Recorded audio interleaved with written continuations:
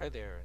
This is Dr. Tech recording the solution of the nested homework assignment. I realized that I never let you guys know about the solution to that one, so it's time to do that.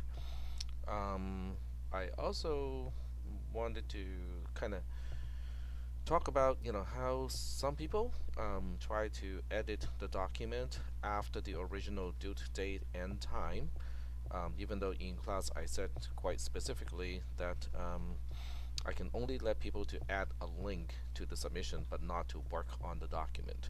So people who work on the document afterwards, are not getting any credit, even if the solution is 100% correct. So now let's move on to the actual solution.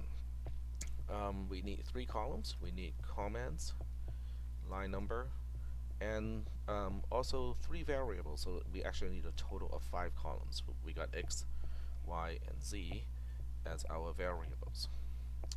The pre-line, basically can just assume that we know nothing about any one of the variables. So we put a question mark here. I did not take any points off if someone forgets to put a pre, for this homework assignment. But in future homework assignments, that will become very important.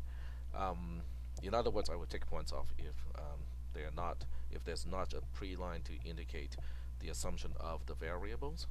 Line 1 puts a 5 into x, line 2 puts a 0 into y, and then line 3 is the evaluation of x is greater than 0. It is true. Line 4 is zeros z to um, zeros, resets 0 to z to 0, and then line 5 checks whether z is less than x. Z is 0, x is 5, so 0 is less than, z is less than 5, excuse me, z is less than x is true. Moving on to line 6, z gets a z plus 1, which is, from 0 to 1, and then line 7, y gets y plus 1. So here y gets y plus 1, which is 0 to 1. And then we get back to line 5. Z is now 1, x is still 5, 1 is less than 5 is true. So we move on to line 6, add 1 to z, move on to line 7, add 1 to y, y goes from 1 to 2, and we go back to line 5 again. Z is now 1, 1 is less than 5 is true, so z is less than x is true. We go to line 6 again, we add 1 to, oh, okay, I goofed up here. It goes from 1 to 2 over here, but it still doesn't change the condition over here because z is now 2, but 2 is still less than x, which is 5. So it's still true, but I need to make sure that I keep track of the values correctly.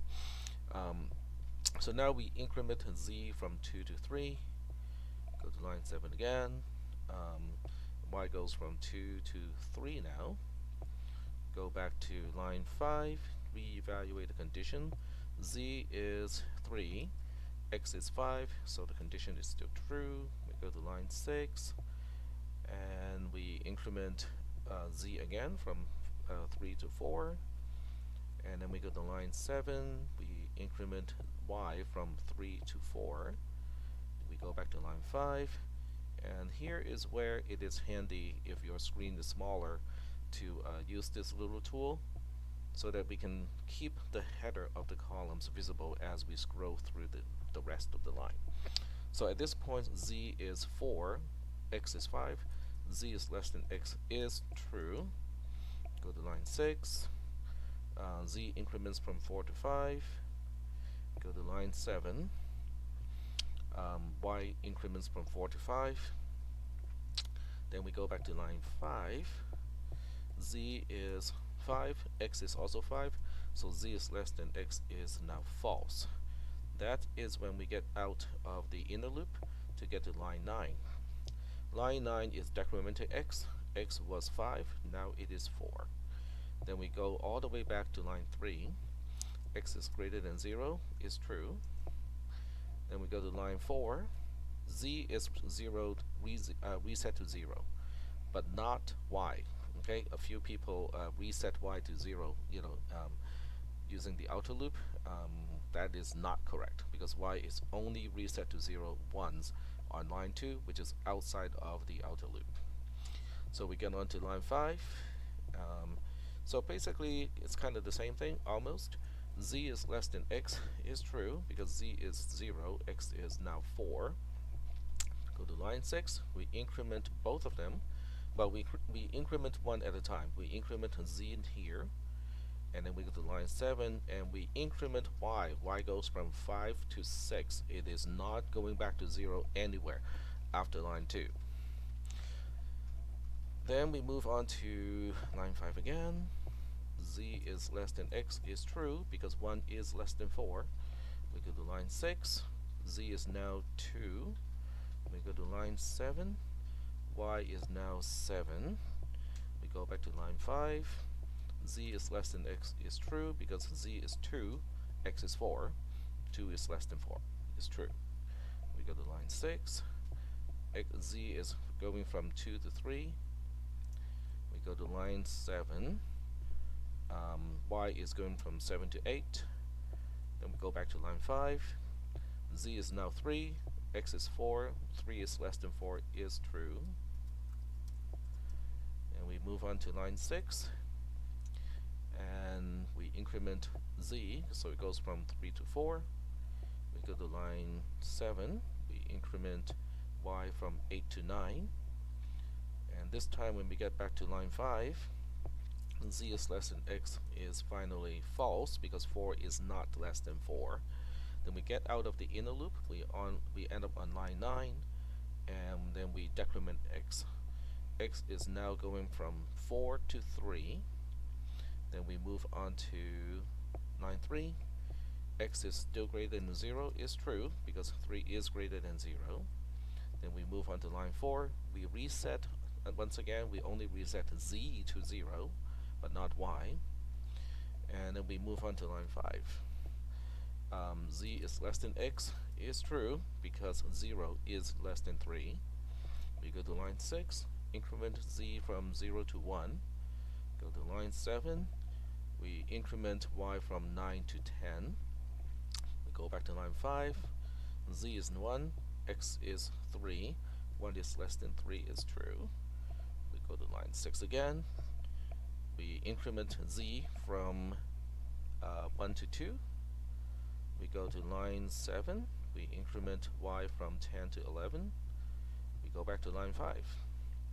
Z is now 2, x is 3, 2 is less than 3 is true. We go to line 6, we increment z from 2 to 3. We go to line 7, we increment y from 11 to 12. And then we go to line 5, z is now 3, x is also 3, 3 is less than 3 is false. This is when we get out of the inner loop, and then go to line 9. X is now decremented from 3 down to 2. We go back to line 3. X is 2, 2 is greater than 0 is true. We go to line 4, we reset z to 0. We go to line 5, we ask z is 0, is it less than x, which is now 2? It is true, 0 is less than 2. We go to line 6, z gets incremented from 0 to 1. We go to line 7, y gets incremented from 12 to 13. We go to line 8, oops, I take it back, we go back to line 5. Z is 1 and x is 2. 1 is less than 2 is true. We go back to line 6, increment z from 1 to 2. Go to line 7, increment y from 13 to 14. Go to line 5 again. Z is 2, x is also 2, z is less than x is therefore false. And then we go out of the inner loop. We get onto line 9, which is right outside of the inner loop, right after, I should say. Z is now decremented from 2 down to 1. Then we go back to line 3, and x is greater than 0 is true because x is 1 at this point. We go to line 4, we reset z to 0. We go to line 5, and then we ask, is 0 less than 1? The answer is true. We go to line 6, we increment z from 0 to 1. We go to line 7, we increment y from 14 to 15. We go back to line 5. Z is now 1, so is x. So z is less than x is not true anymore, it is false.